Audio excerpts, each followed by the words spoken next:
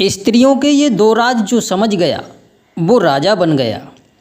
नमस्कार दोस्तों, एक बार फिर से आप सभी दर्शकों का हमारे YouTube चैनल में स्वागत है। मित्रों, आज की कहानी बहुत ही ज्ञानवर्धक और प्रेरणादायक है और आप सभी से निवेदन है कि बने रहिए हमारे साथ वीडियो की समाप्ति तक। दोस्तों, यह वीडियो आपको आपके जीवन में बहुत कुछ सिखा कर के जाएगी।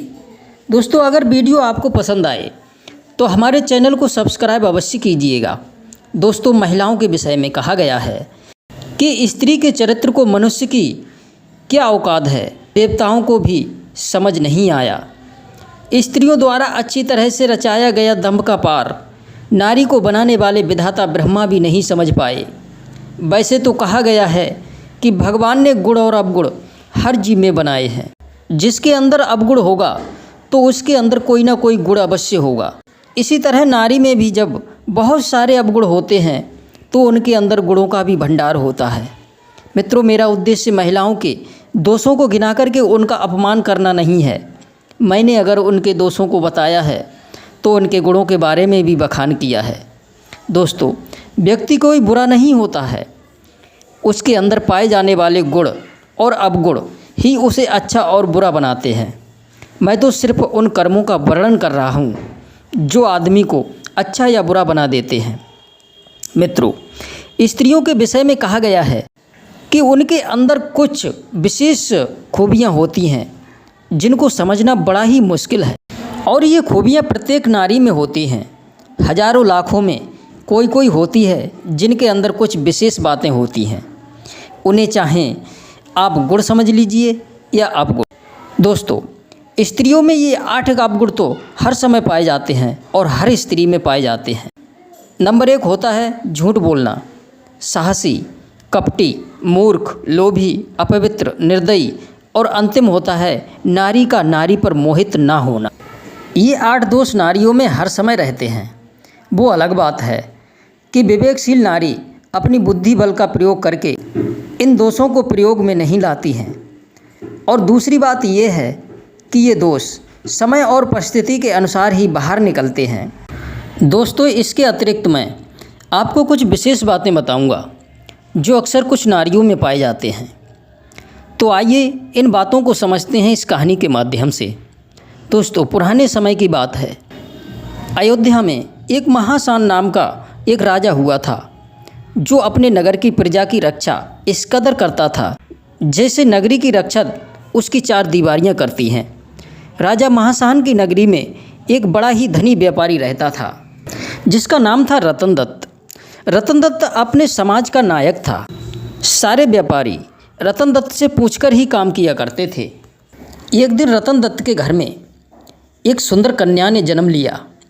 उसका नाम रतनवती रखा गया। रतनवती धीरे धीरे बड़ी होने लगी। जैसे जैसे वो बड़ी होती गई वैसे वैसे ही उसकी सुंदरता बढ़ती चली गई। वह धीरे धीरे पूरी तरह से तरुण हो गई और विवाह के योग्य हो गई। जो कोई उसे देखता वो उससे विवाह करने के लिए लालायित हो जाता था। एक से एक सुंदर युवक उससे विवाह करने के लिए उसके पास आने लगे, जिनमें व्यापारी समुदाय के लोग भी थे और क्षत्रिय राजाओं के राजकुमार भी थे।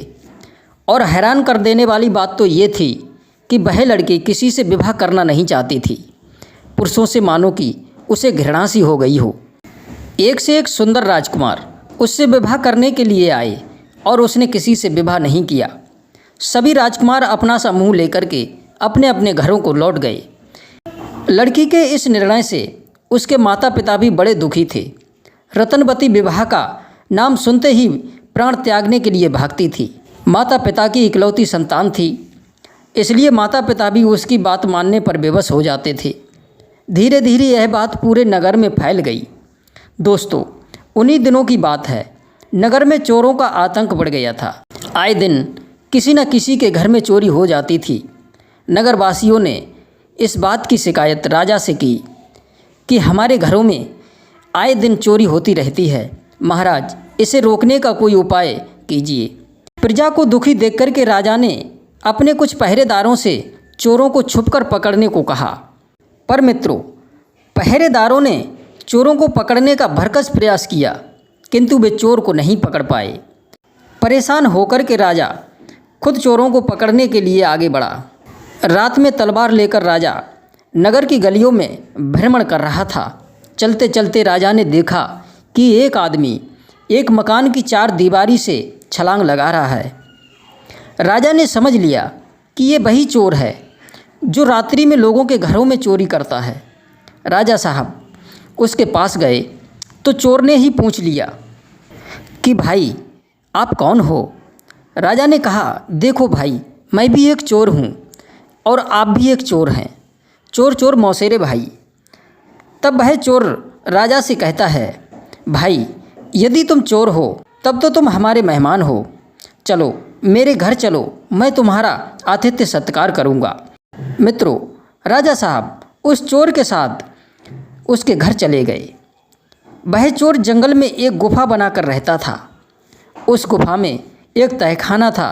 चोर चोरी का सारा सामान उसी तहखाने में रखता था। राजा चोर की उस गुफा में जाकर उसके तहखाने की पूरी जानकारी कर लेते हैं। कुछ देर वहाँ ठहरने के बाद जब चोर सो गया तो राजा साहब चुपके से उसकी गुफा से बाहर निकल आए और बाद में अपनी सेना की एक टुकड़ी ले जा कर के चोर को चारों ओर से घेर लिया और उसे पकड़कर अपने महल में ले आए और उसे सूली पर चढ़ाने का आदेश दे दिया।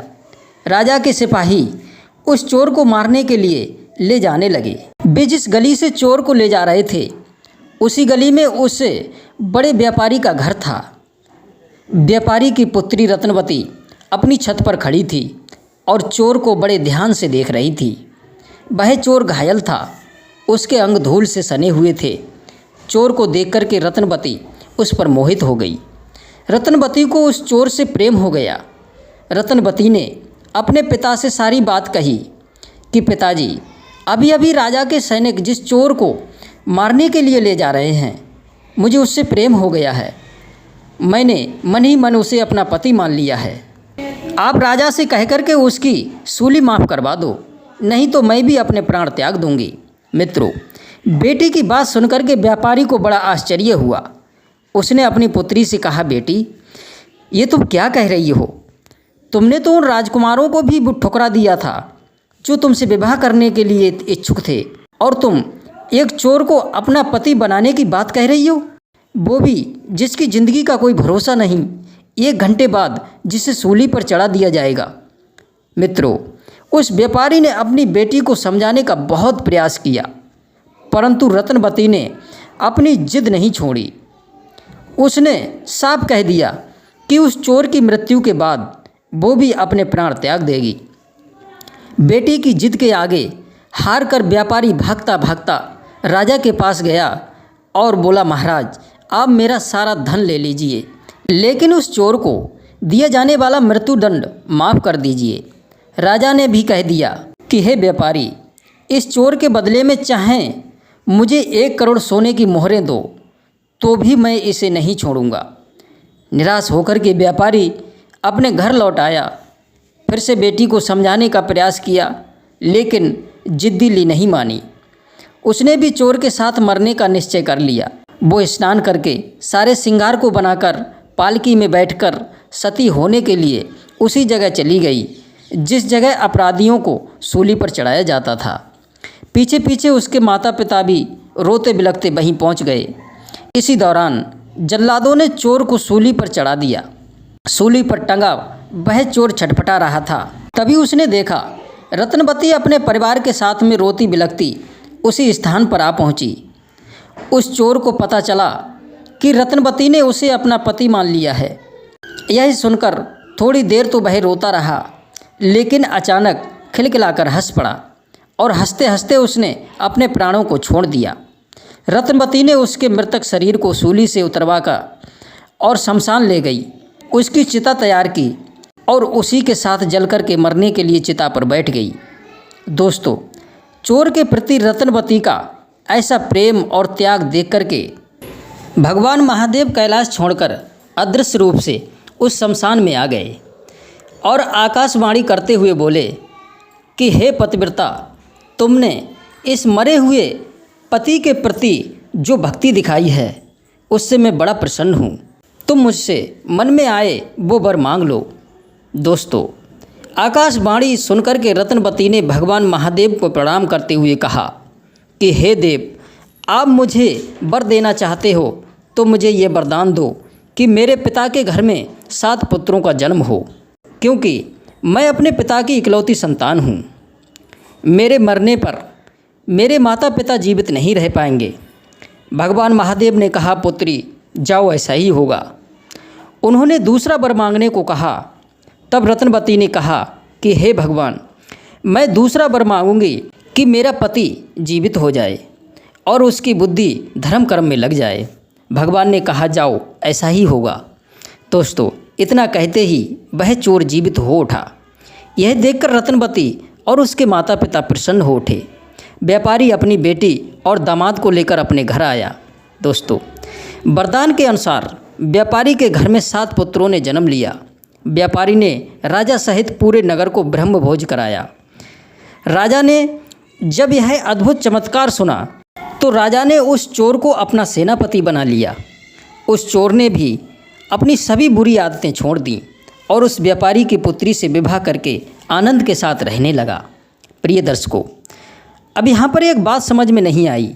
जब उस चोर को सूली पर चढ़ाया जा रहा था तो वह पहले खूब रोया था, फिर खिलखिलाकर हंस पड़ा। उसके हंसने का रहस्य क्या था? तो मित्रों, उसके हंसने का रहस्य था कि वह पहले इसलिए रोया कि जो व्यापारी अचानक उसका बंधु बना था वो उसके ऋण से उरण नहीं हो पाया, और हंसा इसलिए कि जिस कन्या ने एक से एक धनी व्यापारी राजा महाराजाओं को ठुकरा दिया, उसने किसी से विवाह नहीं किया और उसने एक चोर को अपना पति चुना, वो भी उस समय जिस समय उसे सूली पर चढ़ाया जा रहा था। सच है दोस्तों, स्त्री का चित्त बड़ा विचित्र होता है, उसको समझना बड़ा कठिन है।